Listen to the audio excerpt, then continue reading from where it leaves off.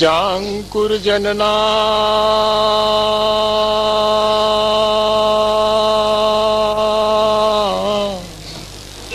भवबीजांकुरजनना राद्याक्षयमुपागता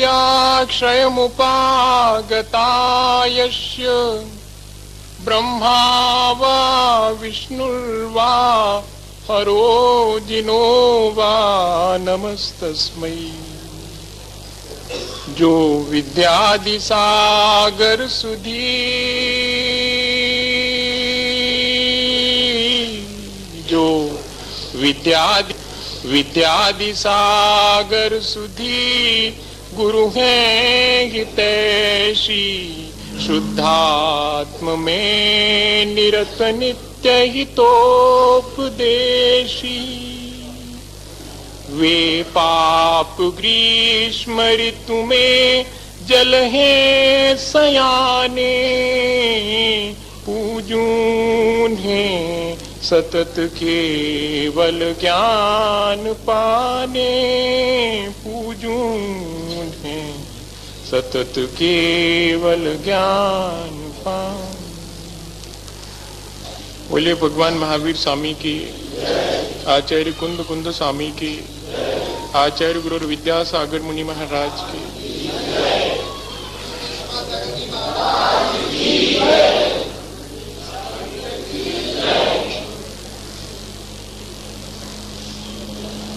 हमेशा की तरह फिर एक दिन हमारे पास इस बात के लिए है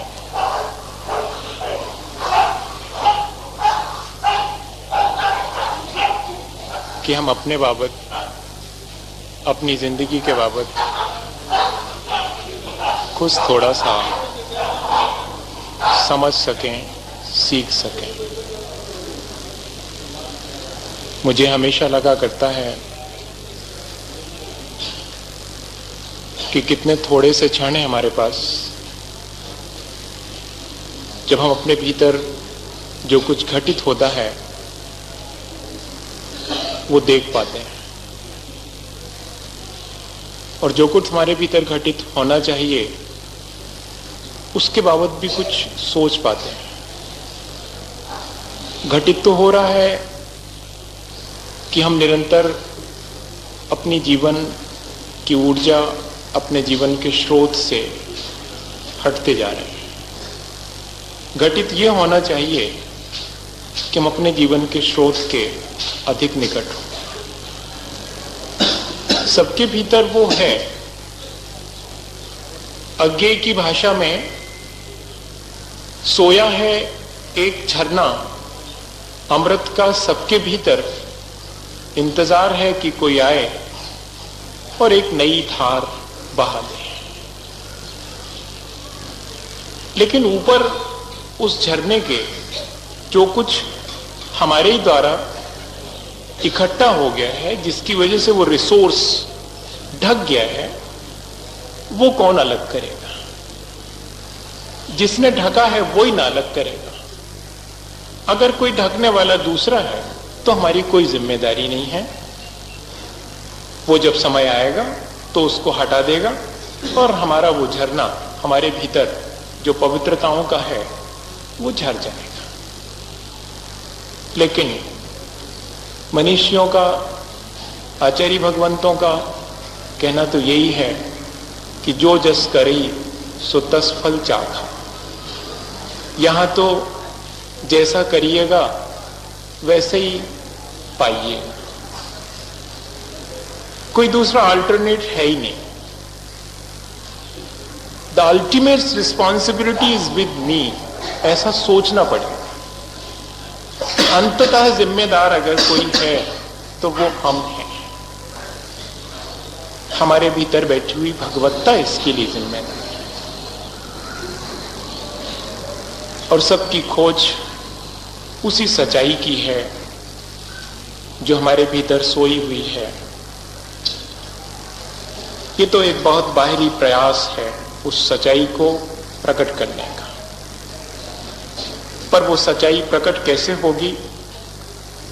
मुझे एक उपनिषद की कहानी याद आती है। 4 बेटे पिता के हैं और पिता का अंत निकट है। वो सोचता है कि उसके बेटे मेरे मरने से पहले सच को जान लें। उस जमाने की कहानी सुना रहा हूं, आज से टैली मत करिएगा, नहीं तो बहुत मुश्किल पड़ेगी। कौन सा पिता खोजिएगा जो कि आखिरी समय अपने बेटे से ये इच्छा रखे कि वो मेरे मरने से पहले सच्चाई को पालें। वो ये अपेक्षा रख सकता है कि वो अपने फन में माहिर हो जाए, मैंने जो दुकानदारी छोड़ी है उसको दिन दूना रात चौगुना बढ़ाएं। ये तो अपेक्षा कोई भी रख सकता है। या कि आखिरी समय मेरा ठीक से तीमारदारी वगैरह उपचार करवाएं, और इससे ज्यादा क्या कोई पिता आज अपेक्षा रख सकता है। लेकिन उस समय किसी पिता ने अपेक्षा रखी थी अपने बेटे से। और ज्यादा दूर नहीं जाना है, मुझे इंदौर के डॉक्टर साहब ने सुनाया था कि जब उनके बेटे ने, मुझे ऐसा याद है सन 86 में, क्या करके पैर छुए थे कि मैं MSc हो गया, मास्टर ऑफ साइंस हो गया। तो उन्होंने अपने बेटे से ही पूछ लिया था कि what do you mean by the lok and alok and what do you mean by the soul and non soul, are you know. अगर तुम ये जानते हो कि आत्मा और परमात्मा क्या है, आत्मा और अनात्मा क्या है, और लोक और अलोक क्या है, तब तो कह सकते हो कि हाँ मैं मास्टर ऑफ साइंस हूं। बाकी एक किसी विषय में मास्टरी करके और मास्टर ऑफ साइंस तो कोई भी कह सकता है। तब सच्चाई की खोज के लिए उस बेटे ने, फिर मैंने सुना था कि तीर्थंकर और दूसरी जो स्क्रिप्ट हैं, दर्शन पढ़ना शुरू कर दिया था। आज भी हैं, लेकिन बहुत रेयर है, बहुत थोड़े से हैं। बेटे से चाहा है, 4 बेटों से, और कह दिया है कि मैं जब तक मरूं उसके पहले जाकर के सच को खोज करके लौट आऊं। मैं पता नहीं कितने दिन का है, जल्दी लौट के आना। बेचारों गए, और पिता की जिंदगी शायद उनके लौट आने तक ही शेष थी। कथा को प्रतीक मानिएगा, इतनी जल्दी कोई पाके नहीं लौटता है, न कोई इतने दिन ज्यादा जीता है। लेकिन जहां विश्वास है, जहां विश्वास जीवित है, वहां सच्चाई को आने में ज्यादा देर नहीं लगती है। और विश्वास मरता भी नहीं है सच्चाई के आने तक, ये ध्यान रखिएगा। विश्वास पिता है, सच्चाई की खोज में उसके बेटे निकले हैं।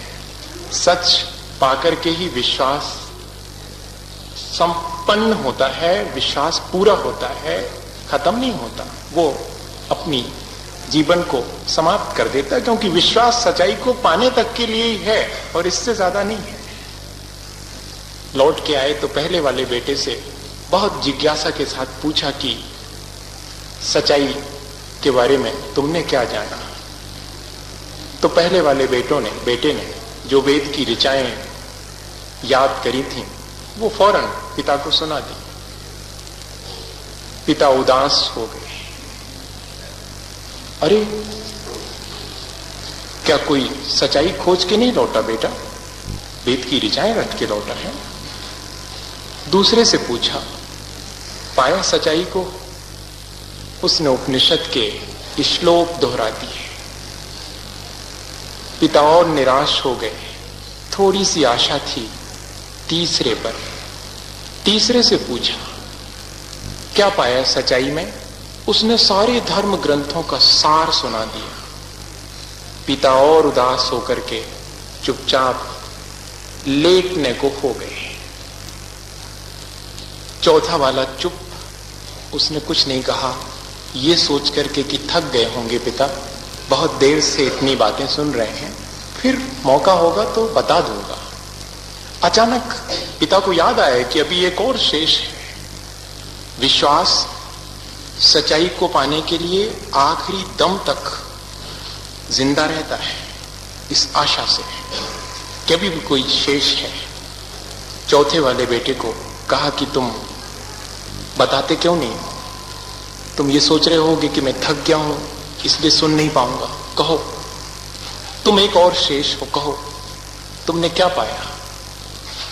वो तो चुप खड़ा हुआ था, कुछ कहा ही नहीं उसने, कहने के लिए था ही नहीं कुछ। पिता उठ करके खड़े हो गए और गौर से आकर के उस बेटे की आंखों में झांक करके देखा, उसके चेहरे पर एक बार गौर से देखा तो आंखों में एक गहरी शांति थी और होठों पर मुस्कुराहट थी। कहते हैं कि तब पिता ने मरने से पहले अपने बेटे के पैर छू करके माथे से लगाए थे कि वास्तव में मैं जीत गया, मेरे बेटे ने सच को पा लिया। मैं सच लिखता रहा और लिख लिख कर सब झूठ करता रहा। जो लिखा नहीं जा सका, जो कहा नहीं जा सका, जो सिर्फ जिया जा सकता है, वो सच है। क्या हम इस तरह जी पाएंगे?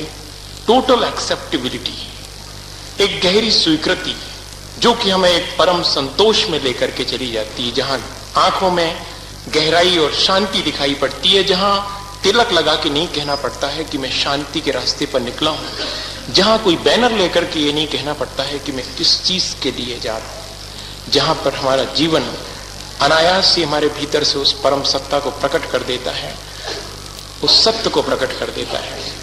क्या ऐसी ही सच्चाई पाने के लिए हम यहां इकट्ठे नहीं हुए थे? मेरे ख्याल से तो मैंने तो यही सोचा था कि हम सब क्या करें, कुछ ऐसा पाप करने के लिए तो एक साथ इकट्ठे खड़े हो जाते हैं, कहीं कोई झगड़ा होता है तो घेर के खड़े हो जाते हैं, लेकिन कभी किसी ने किसी आदमी को रास्ते चलते हुए और गिर गया था और उसे उठा लिया हो तो 10 लोग खड़े होकर के ये भी नहीं कहते कि इतना भला काम किया, बल्कि आजू बाजू से निकल जाते हैं। बुराइयां संगठित बहुत जल्दी हो रही हैं, अच्छाइयों को बुढ़ापा आ जाता है संगठित होने में। क्या हम जवानी में अच्छाइयों को इकट्ठा नहीं कर पाएंगे? शायद उन्हीं अच्छाइयों को इकट्ठा करने के लिए, उसी सच्चाई को इकट्ठा करने के लिए हम सब यहाँ इकट्ठे हुए हैं। ये कोई दर्शन नहीं है, ये कोई डॉगमा नहीं है, ये कोई प्रिंसिपल है, फिलॉसफी नहीं है, ये जीवन है, reality. Religion is in the realisation. धर्म हमारी अनुभूति में है।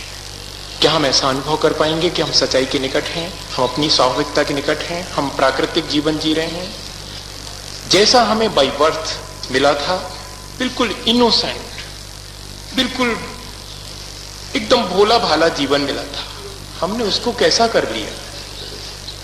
क्या हमारे भगवान को हमसे यही स्वीकार है? नहीं, हमारे भगवान ने ऐसा नहीं चाहा होगा। उसने ऐसा चाहा होता तो हमको पहले से ही वैसा ही क्यों नहीं भेज देता?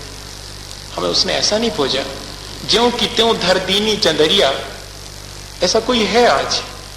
दाग लगा के रख देने वाले सैकड़ों हम और आप जैसे हैं, लेकिन आज भी कोई हो सकता है जो कि इसको अपनी 5 इंद्रियों और मन पर विजय प्राप्त करके और इस चादर को ज्यों कि त्यों रख दे।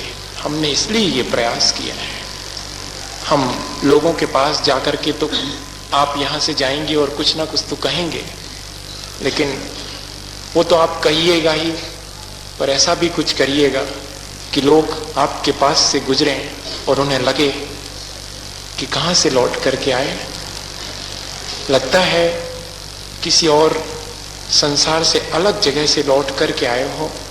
इतने गहरे और इतने शांत और इतने पवित्र कैसे दिखाई पड़ रहे हो? क्या ऐसा घटित नहीं हो सकता हमारे जीवन में? हमें क्यों कहना पड़े? हमारा जीवन क्यों नहीं इस चीज को प्रदर्शित करे? कर सकता है। फिर भी ये तो हुई बहुत छोटी सी बात, पर प्राप्ति का उपाय भी तो होना चाहिए। जिस सच के बारे में मैंने आपसे कहा कि उसको चुप रह के पाया जा सकता, वो चुप्पी बहुत बाद में आती है, जबकि हमारे भीतर वो चीज प्रकट हो जाती है। पर प्रकट करने के लिए क्या किया जाए? सबसे पहली चीज, सच को लेकर के कभी शंकित ना हुआ जाए। पहली चीज देता हूं, सच को लेकर के कभी शंका न की जाए। हम जितना अधिक झूठ पर विश्वास कर लेते हैं, उतना सच पे विश्वास नहीं कर पाते हैं। हम संदेह कर लेते हैं सच्चाई पर और झूठ पर विश्वास कर लेते हैं। पहला काम मैं आपके जुम्मे क्या, मैं अपने जुम्मे सौंपता हूं, आपको अपने से अलग कहां मान रहा हूं? मैं अपने जुम्मे सौंप रहा हूं और आप मेरे उस अपने में शामिल हैं, इसलिए कह लीजिएगा कि आपके जुम्मे सौंप रहा हूं। सच्चाई के प्रति जरा भी शंका नहीं करेंगे, जरा भी संदेह नहीं करेंगे। सच्चाई से अधिक हम किसी और चीज की आकांक्षा नहीं करेंगे और किसी चीज की अपेक्षा नहीं करेंगे। क्या ऐसा हम कर पाएंगे? एक सेकंड के लिए भी नहीं कर पाएंगे क्या? कर पाएंगे। एक सेकंड के लिए तो कर पाएंगे, एक दिन के लिए उसके बाद कर पाएंगे, एक पूरी जिंदगी के लिए भी उसके बाद जरूर कर पाएंगे। पर सवाल यह है कि कौन एक सेकंड के लिए इस बात के लिए तैयार होता है कि वो सच्चाई के सिवाय और कुछ नहीं चाहेगा उस एक सेकंड में, और हम सच्चाई से घृणा नहीं करेंगे। तीसरी बात। और चौथी बात, सच्चाई के रास्ते को छोड़ करके किसी गलत रास्ते पर, असत्य के रास्ते पर न चलेंगे, न चलते हुए की प्रशंसा करेंगे। हमने आज तक जितना सम्मान सच्चाई को नहीं दिया, शायद उससे कहीं अधिक बुराइयों को दिया, क्योंकि हमने बुराइयों को फलते फूलते देखा है और सच्चाई को, ईमानदारी को जमीन पर, रास्ते पर खिसटते देखा है। इसलिए हम अविश्वास कर बैठते हैं। लेकिन ध्यान रखना, ये ईमानदारी नहीं खिसट रही है, पुरानी बेईमानी को खिसटने में मजबूर होना पड़ रहा है। और ये हवेली जो बन रही है वो इस बेईमानी की नहीं है, वो किसी पुरानी ईमानदारी की है। अगर आपको देख नहीं है सच्चाई और बेईमानी, तो उस आदमी को सोते समय और उस आदमी को पूरे दिन जीते समय देखिएगा कि वो किस छटपटाहट में जीता है 6 खंड के महल में। और उस आदमी को देखिएगा जो एक 10 पैसे का पेपर बिछा करके, 10 पैसे का उस समय आता था, अब 1 रुपए के 1.5 रुपए का आता है, चलिए उसको बिछा करके वो चुपचाप सो जाता है। लेकिन उसका जो फुलफिलमेंट है, उसका जो आत्मसंतोष है, वो उसके पास नहीं है। ईमानदारी आत्मसंतोष देती है, ईमानदारी से और कुछ मत चाहिएगा। अगर आप ईमानदारी से और कुछ चाहते हैं, संसार चाहते हैं, तो मानिए बेईमानी सीखना शुरू कर दीजिएगा। संसार तो बेईमानी से मिलेगा। रोटी ईमानदारी से मिलती, कोहिनूर एक है, और जो झपट ले उसको मिल सकता है, जो बेईमान हो उसको मिल सकता है। आप यहां से निकलेंगे, क्या पाने निकलेंगे? मैं तो सोचता हूं कि आप एक आत्मसंतोष यहां से लेकर के, और उसी आत्मसंतोष को प्रिजर्व करने के लिए, उसी आत्मसंतोष को अपने भीतर और हर एक को बांटने के लिए, कि देखो हमारे पास ऐसा है और हमारे जीवन से आप क्या ले सकते हैं, हम अपने जीवन से किसी को क्या दे सकते हैं। क्या आप ऐसा अपना जीवन बनाने की कोशिश करेंगे? सच्चाई पर हम अविश्वास नहीं करेंगे, सच्चाई का हम सम्मान करेंगे। और 5वीं बात कि हम किसी सच्चाई के रास्ते पर चलने वाले की गलतियां नहीं देखेंगे, क्योंकि जो चलता है वो जरूर से गिरता है। जो बैठा हो और ये अहंकार करे कि मैं तो सारी जिंदगी कभी गिरा ही नहीं, जो एग्जामिनेशन ना दे और ये अहंकार करे कि मैं कभी फेल नहीं हुआ, तो कर सकता है। जो एग्जामिनेशन देता है उसके पास होने की भी उतनी गुंजाइश है जितनी उसके फेल होने की गुंजाइश। तब कोई अगर सच्चाई के रास्ते पर चले और उसकी कोई गलती हो जाए, तो अगला कदम है कि सच्चाई के रास्ते पर चलने वाले को गिरते देख करके हंसना नहीं, बल्कि उसको संभालना। 6वां कदम रखिएगा कि सच्चाई के रास्ते पर कोई भी चलना शुरू कर दे, उसको संभाल लीजिएगा। और 7वां कदम कि अपने भीतर अगर सच्चाई आ गई है तो उसको मैनिफेस्ट करिए, उसको फैलाइएगा लोगों के बीच। और आखिरी कदम, जहां जो भी सच्चाई है उससे प्यार करिएगा। सच्चाई को सम्मान दिया जा सकता है, लेकिन सच्चाई से प्यार करना बहुत जुदी बात है। हम इन दिनों यही जानने बैठे थे कि सच क्या है और वो हमारे पास कितना उपलब्ध है, हम उसका कितना सम्मान कर पाते हैं और हम उसको कितना प्यार दे पाते हैं। जो सच को प्यार करता है वो मानिएगा पूरी दुनिया को प्यार करता है, क्योंकि यहाँ सच के सिवाय और है क्या। लेकिन आंख होनी चाहिए उस सच को देखने की। हर एक के भीतर अगर वो सच्चाई दिख जाए, जो सच्चाई मेरे भीतर है वो सच्चाई सबके भीतर है और उस सच्चाई का मुझे सम्मान करना है। धड़कन से बड़ी कोई सच्चाई हो सकती है? जीवन से बड़ी कोई सच्चाई हो सकती है, और आप अगर सच्चाई का सम्मान कर रहे हैं तो आप जीवन का सम्मान कर रहे हैं, आप हर सांस का, हर धड़कन का सम्मान कर रहे हैं। मैं एक बहुत छोटी सी घटना, पता नहीं किसके जीवन की है, घटनाएं सब किसी न किसी के जीवन की हुआ करती हैं, इसलिए उनके जिंदा होने के ज्यादा चांसेस हैं। लेकिन घटनाएं हमारे जीवन को भी आंदोलित कर दें तो भी फिर हमारा जीवन बनके हमें भी जीवित कर देती हैं। एक छोटा सा किसान है, उसकी एक बहुत भोली सी और बहुत प्यारी सी गाय है। किस्सा कहानी की तरह मत सुनिएगा, किसी की जिंदगी की तरह सुनिएगा। मैं ऐसी कहानियां बहुत कम मौकों पर याद करता हूं, क्योंकि मैं जानता हूं कि मैं कहानी के साथ बह जाऊंगा। भावुक होना अच्छी चीज नहीं है, लेकिन भावात्मक होना बुरी चीज भी नहीं है। क्या हम कोई भावात्मक क्रांति कर पाएंगे? करनी तो चाहिए। और वो छोटा सा किसान है, उसकी बहुत प्यारी सी गाय है और उसको गाय से बहुत प्यार है। उसके जैसी गाय आसपास कहीं भी नहीं है। सबकी आंख उसकी गाय पर है कि चाहे जितने पैसे लग जाएं, गाय हमको मिल जाए। मिल जाता है कोई तब जबकि बहुत सारा प्यार दिया जाए, और छूट जाता है कोई तब जब बहुत सारा पैसा देकर के उसे खरीदने की कोशिश की जाए। आज हर चीज हमारी हो सकती है, बशर्ते कि उस चीज को हम सम्मान दें, बशर्ते कि उस चीज को वो जहां है वहीं पर ठीक से रहे, इसके लिए कोशिश करें। हमारी कोशिश पूरी ये है कि जो चीज जहां है वो वहां क्यों होनी चाहिए, वो हमारे पास क्यों नहीं होनी चाहिए। और यहां से शुरू होता है पूरा संसार, यहां से सब शुरू हो जाता है। और यहीं से जो शुरू हो गया उस किसान की जिंदगी का संसार। सब लोग चाहते थे, सबकी आंख उस गाय पर लगी थी। अच्छी आंख नहीं लगी थी, बुरी आंख लगी थी कि कब किस तरह इसको पाया जा सके। एक दिन तो ऐसी नौबत आ गई, सब तो शायद यही चाहते हैं कि ऐसी नौबत आ जाए कि जो जिसके पास है वो उसको छोड़ने के लिए मजबूर हो जाए, यही ना। उसकी भी ऐसी नौबत आ गई कि खुद के खाने के लिए तो ठीक है, जब तक अपने खुद के खाने के लिए नहीं था तब तक उस आदमी ने बर्दाश्त किया। लेकिन एक दिन जब अपनी गाय के लिए उसके पास घास नहीं थी तो उससे बर्दाश्त नहीं हुआ।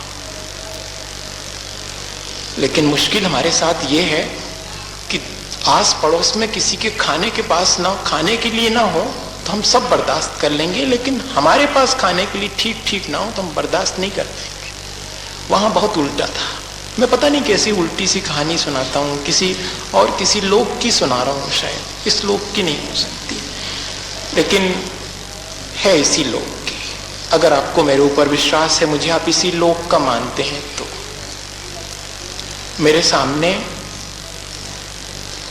सामने कैसे कह सकता हूं, मेरी इन आंखों ने देखा है, इतना भी प्यार देखा है पशु के प्रति, और इससे एक कदम और आगे बढ़ूं तो इतना प्यार भी किया है पशु के प्रति।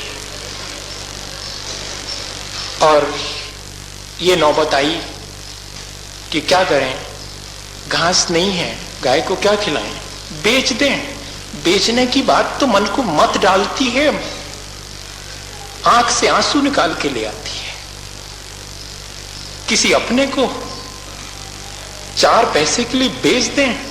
आज तक अपना मानकर किसी के साथ हमने ऐसा व्यवहार किया है क्या? हमने किया होगा, लेकिन उस किसान ने कभी नहीं किया। और उसने अपना गांव छोड़ना तय कर लिया, शहर में आने के लिए मजबूर हो गया। शहर में आया सिर्फ इसलिए कि नौकरी करेगा, 4 पैसे कमाएगा, खुद तो बाद में खाएगा, पर गाय के लिए घास खिला पाएगा। इसके लिए नौकरी करी थी, किसी और चीज के लिए नहीं, अपनी पेटी भरने के लिए नौकरी नहीं करी थी, अय्याशी के लिए नौकरी नहीं करी थी, लग्जूरियस होने के लिए नौकरी नहीं करी थी। अपनी नेसेसिटीज थी, कुछ आवश्यकताएं थी, वो भी अपने जीवन के लिए, जिसको अपना माना उसके जीवन में थी। और शुरू हुई नौकरी, और जब कोई नौकर हो जाता किसी का, जब उसकी खाता है तो बजाना भी उसकी पड़ती है।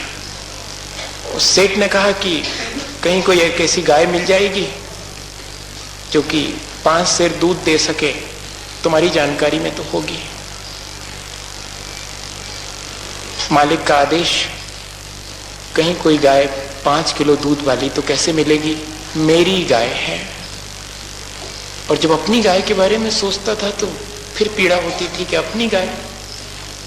फिर एक मन धीरे से करा कि कोई ज्यादा दूर थोड़ी ही है, अब जब मैं ही सेठ के यहां रह रहा हूं तो सेठ के यहां गाय भी आ जाएगी, मेरी आंख के सामने रहेगी, देखूंगा, खिलाऊंगा, पिलाऊंगा, प्यार कर सकूंगा, करूंगा, क्यों ना अपनी ही गाय यहां ले आऊं। तो सेठ से कह दिया कि गाय मिल जाएगी, 1200 रुपये लगेंगे, 5 किलो दूध देगी एक बार में, चाहो तो ले आऊं। सेठ को क्या चाहिए, ले आओ। गाय ला करके खड़ी कर दी। इसके बाद भी विश्वास नहीं हुआ गाय को देख करके कि 5 किलो दूध दे देगी। जिस आंख में किसी की जिंदगी के प्रति विश्वास ना हो, वो आंख कैसे विश्वास कर सकती है। लगा के दिखाओ, 1200 रुपये दे रहे हैं ना, गाय नहीं खरीदी, 5 किलो सुबह शाम दूध देने वाली मशीन खरीदी है, खरीदी जा सकती है। पूरा युग इस मशीनरी से गुजर रहा है। आदमी तक को हमने इस तरह मान लिया है कि वो मशीन है और हमारे उपयोग के लिए है। एक पूरा सिद्धांत यूटिलाइजेशन, उपयोगितावाद, हाउ टू यूजेस अदर्स, कैसे दूसरे का उपयोग कर लें, जिस किसी तरह से, उस पर क्या गुजरेगी कोई मतलब नहीं। 5 किलो दूध लगा करके दे दिया, कहा कि जाओ गाय बांध आओ गौशाला में। अब गाय काहे को जाएगी, गाय मशीन होती तो चली जाती जिस चाहे के साथ, नहीं गई। जिसकी गाय थी उसने, किसान ने धीरे से हाथ फेरा और कहा कि बहन जाओ, हमने तुम्हें इनको दे दिया है, तुम यहां सुखी रहोगी। अब गाय को कहां ये सब बात समझ में आती है कि किसको दे दिया। कोई ऐसा किसी को ले सकता है, पैसे में ले सकता है क्या, ऐसे थोड़ी ले सकता कोई पैसे में किसी को।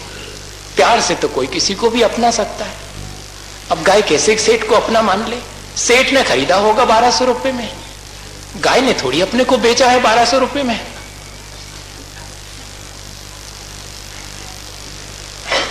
नहीं गई, धीरे से जाके कहा कि मेरी लाश तुम्हारे हाथ में है, जाओ बहन जाओ, मैं यहीं हूं।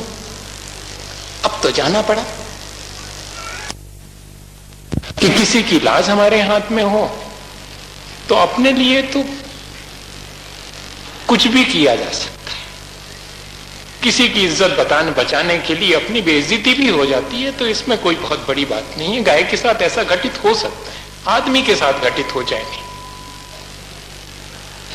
चली गई गाय, लेकिन मुश्किल, गाय जा सकती है। दूसरे दिन समस्या खड़ी हो गई कि दूध नहीं देती। कहते थे कि 5 किलो देती है, एक बूंद नहीं देती। 5 किलो दूध के लिए मैंने गाय मंगाई थी, एक बूंद नहीं देती। आया, उसने कहा लाओ बर्तन लाओ। बर्तन लाया, गाय पर हाथ रखा और दूध निकालना शुरू किया तो 5 किलो दूध तो था ही, तो दे दिया। जिसका था उसे दे दिया, उसे ही दिया जा सकता है जिसका है, और किसी को कैसे दिया जा सकता है। लेकिन ऐसे कब तक काम चलेगा? जिसकी हो गई है अब गाय, उसे न देना पड़ेगा दूध। अब रोज एक न एक झगड़ा शुरू होता कि आज तो 1 किलो दिया, कल तो को 2 किलो दिया, परसों को 3 किलो दिया। और एक दिन तो ऐसा हुआ कि जहां पर वो चौकीदारी का काम करता था किसान, उस सेठ के यहां पर, उसके आसपास जब किसान जागा तो सारा दूध फैला हुआ पड़ा था। कौन फैला के गया? सेठ को फिर संदेह हुआ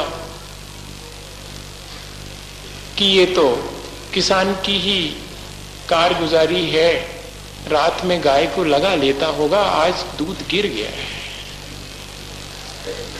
किसान से कहा गया कि जाओ खोज करके आओ, ये सब कैसे घटित हुआ। किसान हक्का बक्का करे तो क्या करे, जाकर के गाय के पास पहुंचा कि बहना ये क्या करती हो, ये तुम रात मेरे पास आई और ये इतना सारा यहां दूध गिरा के गई, क्या मेरी जान खतरे में डालोगी? अरे कोई अपने की जान खतरे में कैसे डाल सकता है? अब कहते हैं कि गाय पहली बार अपनी जिंदगी में आदमी की तरह बोली थी। आदमी भले ही आदमी से आदमी की तरह ना बोल पाए, लेकिन जानवर तो बोल सकता आदमी से आदमी की आवाज में। और आदमी हो तो अगर जानवर भी बोले तो वो आवाज सुनाई पड़ सकती है। आदमी हो तो था वो किसान आदमी और थी वो गाय आदमियत के निकट, इसलिए दोनों के बीच एक संवाद हुआ। आप कहानी की तरह सुन रहे हैं, सुन लीजिएगा, कहानी की तरह सुन लीजिए। मैं जिंदगी की तरह सुना रहा हूं। और संवाद सिर्फ इतना ही सा था। गाय ने यह कहा कि सुनो, तुम मेरे मालिक हो और तुम कहते हो कि तुम कहते हो कि तुमने मुझे कुछ रुपयों में अपने मालिक को बेच दिया है। तो ठीक है, मैं मालिक की हो गई 1200 रुपयों में, लेकिन मेरा अधिकार मुझ पर नहीं है। मेरे शरीर पर जिसने खरीदा है उसका अधिकार है, सो मैंने उसे वो दे दिया, लेकिन मेरे दूध पर तो मेरा भी अधिकार नहीं है। मेरे दूध पर तो जहां स्नेह है उसका अधिकार है और वो तुम्हारे पास मिलता है, इसलिए उस पर अधिकार तो तुम्हारा है। तुम भले ही कहो कि तुमने मुझे किसी को बेच दिया है, बस इससे ज्यादा मुझे तुमसे कुछ नहीं कहना। और चुपचाप किसान ने अपना सिर झुका के, और कहते हैं कि खूंटे से गाय को छोड़ करके बहुत शान के साथ आकर के सेठ से कहा था कि चुका दूंगा, 1200 रुपए एक एक करके चुका दूंगा। गाय ले जा रहा हूं, मैं बेच नहीं सकता। और किसान अपनी गाय अपने गांव वापस लेकर के लौट आया था। मुझे आपसे कुछ नहीं कहना, मुझे आपसे सिर्फ यही कहना कि पता नहीं गाय लौट के आई थी कि हमारी संस्कृति लौट के आई थी, पता नहीं गाय लौट के आई थी या कि हमारी माँ लौट के आई थी, पता नहीं गाय लौट के आई थी कि हमारा प्यार लौट के आया था। क्या हम भी सबके प्रति सह अस्तित्व, मैत्री, वात्सल्य जो हमने लगभग पैसे में बेच दिया है, क्या हम शान के साथ उसे वहां से छोड़ करके अपने घर, अपने गांव नहीं लौटेंगे? हमें लौटना चाहिए। ये प्रयास अपने गांव, अपने घर, अपने परमात्मा तक, अपनी आत्मा तक, अपनी सद्भावनाओं तक लौटने के लिए है। आप लौटेंगे तो हमारी इस पूरी आयोजना का, इस पूरी महोत्सव की बहुत बड़ी उपलब्धि होगी। मैं इस कामना के साथ, मैं इस भावना के साथ आपके साथ आज नमोकार कर रहा हूं कि हम सब अपने इस एक जीवन में, शेष जीवन में, अपने अधिक से अधिक निकट लौटने की, सच्चाई को पाने की कोशिश करें।